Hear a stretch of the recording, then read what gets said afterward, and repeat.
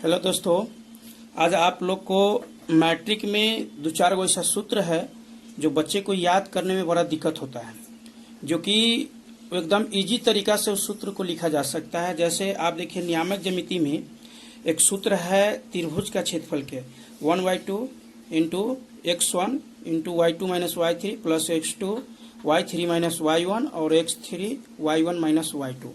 ये देखने में जितना हार्ड लग रहा है उतना ये हार्ड है नहीं। इसको ट्रिक के अनुसार आप बनाइएगा तो बड़ा अच्छा से बन जाएगा। सब इसका ट्रिक क्या है? इसका ट्रिक है 1 2 3, माने कि यहाँ देखिए 1 2 3, 1 के बाद क्या आएगा? 2 आएगा, 2 के बाद क्या आएगा? 3 आएगा, 3 के बाद फिर 1 आएगा, 1 के बाद फिर 2, 2 के बाद फिर 3, 3 के बाद फिर 1। इसी नियम अगर इसको जो बच्चा याद कर लिया वो इस त्रिभुज का क्षेत्रफल का सूत्र अभी ही लिख देगा। आपको क्या याद रखना है? 1 2 3, 3 के बाद फिर 1 2 3, 3 के बाद 1 2 3। और मान चलिए कहीं 2 लिखा हुआ है तो उसके बाद कौन संख्या होता है? 3 होता है। कहीं 3 लिखा हुआ है तो उसके बाद कौन लिखना है? 1 लिखना है। ये नहीं कि 4 लिख देना है। हम इसी सूत्र के प्रयोग करके, माने ट्रिक के प्रयोग करके हम त्रिभुज का सूत्रफल लिखते हैं। आपके सामने बताने का प्रयास करते हैं कितना इजी तरीका से बनता है। सबसे पहले आप त्रिभुज का क्षेत्रफल लिखना होगा तो क्या कीजिएगा? 1/2 लिख दीजिएगा, उसके बाद बड़ी कोष्ठ लगा दीजिएगा और पहले x का मान लिख देना है। पहले x का जो भी मान है तो x1 लिख दिए और यहाँ पे घेर देंगे, प्लस के चिन्ह देके अब यहाँ x2 लिख देंगे, फिर घेर देंगे। उसके बाद यहाँ प्लस के चिन्ह देके x3 लिख देंगे और फिर घेर देंगे, बड़ी कोष्ठ क्लोज कर देंगे। अब देखिए पहला स्टेप में क्या किया है कि खाली x का मान रखे हैं कि x1, तो 1 के बाद अब लिखाएगा तो 2 लिखाएगा, उसके बाद अब 3 लिखाएगा, लिख दिए। अब यहाँ पर ध्यान देना है y का मान, ई घर सब में y का मान भरना होता है। तो यहाँ x1 है तो 1 के बाद क्या आएगा? 2 आएगा, और 2 के बाद क्या आएगा? 3 आएगा। आया जैसे कि 1 2 3, x1 के बाद माने कि 1 के बाद 2 आया, 2 के बाद क्या आया? 3 आया, 1 के बाद 2, 2 के बाद 3। अब इस घर में भरना है तो यहाँ कितना है? 2 है, तो 2 के बाद क्या आता है? 3 आता है, और 3 के बाद फिर क्या आता है? 1 आएगा। यहाँ पे 3 है तो 3 के बाद क्या आता है? 1 आता है, तो y1 माइनस y2। जैसे आप देख लीजिए पहले, यानी कि कैसे किए हैं, यहाँ भी आप देख लीजिए ट्रिक का फॉलो कर रहा है।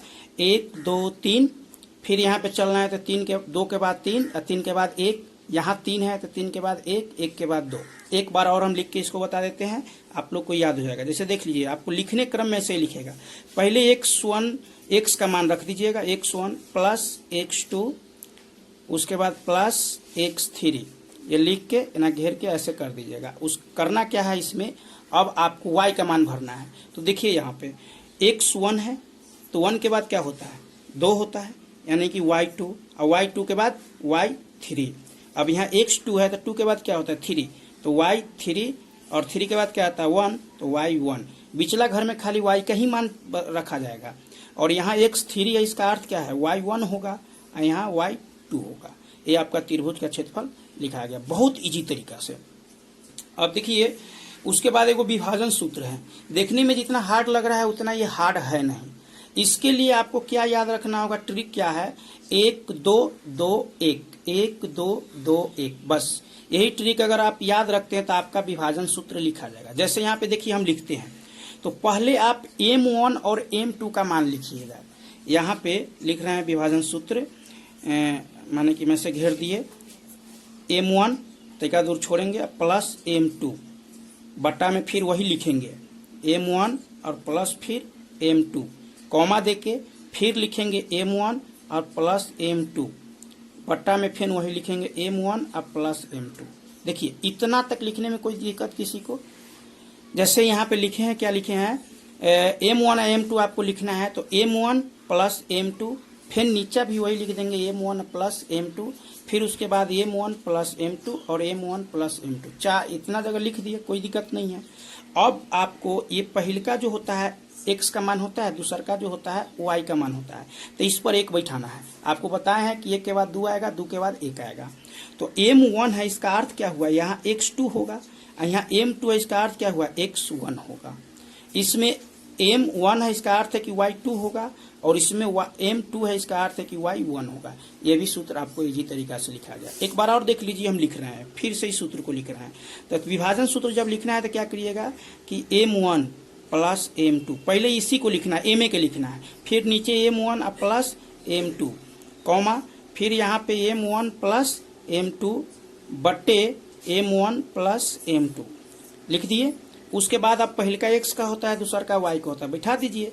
और ट्रिक क्या था, एक के बाद दो आएगा, दो के बाद एक आएगा, एक के बाद दो, दो के बाद फिर एक आएगा।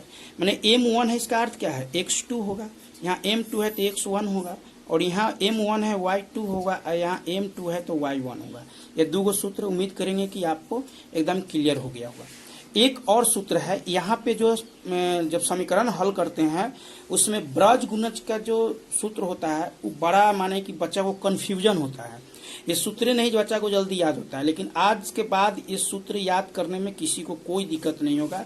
जैसे इसके लिए ट्रिक आपका क्या है, 1 2 फिर 2 के बाद 2 1 1 2 माने कि 1 2 2 1 माने 1 2 2 1 2 1 माने 1 फिर माने कि 1 2 2 1 1 2 2 1 बस ये याद रखिएगा। 1 2 2 1 1 2 2 1 ये अगर ट्रिक याद रखते हैं, इतना खाली रखते हैं तो आप इस सूत्र को लिख लीजिएगा। और इसमें कुछ कॉमन बात है, क्या आपको समझना है उसके बारे में देख लीजिए। इसमें आप क्या कीजिएगा, पहले का जैसे कि आपको होता है ना कि पहले का x होता है तो x का पहले आपको क्या रखना है, BC रखना है। यानी कि रुकिए एक सेकंड बताते हैं, BC ठीक है, एक सेकंड बता रहे हैं आपको। देखिए आपको BC और उसके बाद क्या रखना है, CA और उसके बाद AB, ये याद कर लीजिए आप। BC पहले B से स्टार्ट करना है, B के बाद C होगा और C के बाद A लेना है। मतलब यहाँ पे 2-3 गो लिया जा रहा है कि B के बाद C आएगा, C के बाद A आएगा, फिर A के बाद क्या आएगा, B आएगा, B के बाद क्या आएगा, C आएगा, C के बाद क्या आएगा, A आएगा।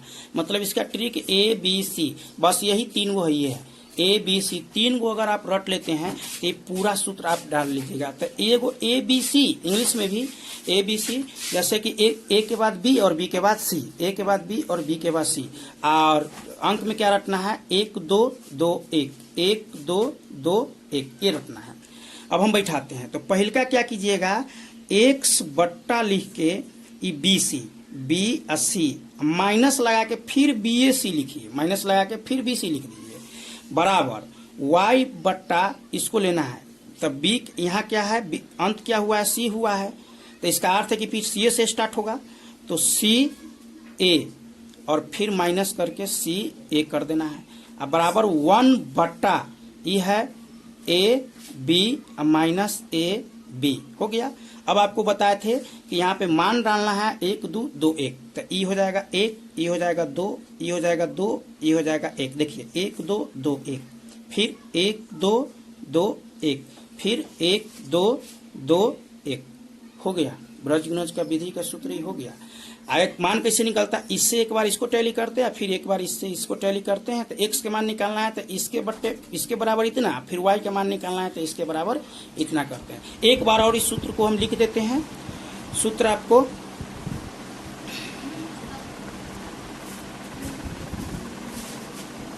जैसे देख लीजिए, पहला क्या लिखना है हमें, x बट्टा, पहले लिखना है एक सेकेंड,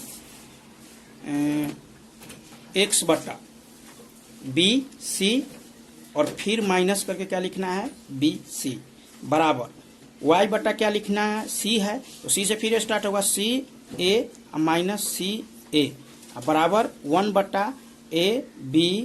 देखिए यहाँ जो लास्ट हुआ है यहाँ शुरुआत होगा, यही याद रखिएगा, और माइनस फिर A और B, 1 2 2 1 1 2 2 1 1 2 2 1, ब्रज गुणज का ये सूत्र हो गया। तो ये 3 गो सूत्र जो माने कि किताब में हार्ड था, इसको हम आप लोग को सरल भाषा में समझाए हैं।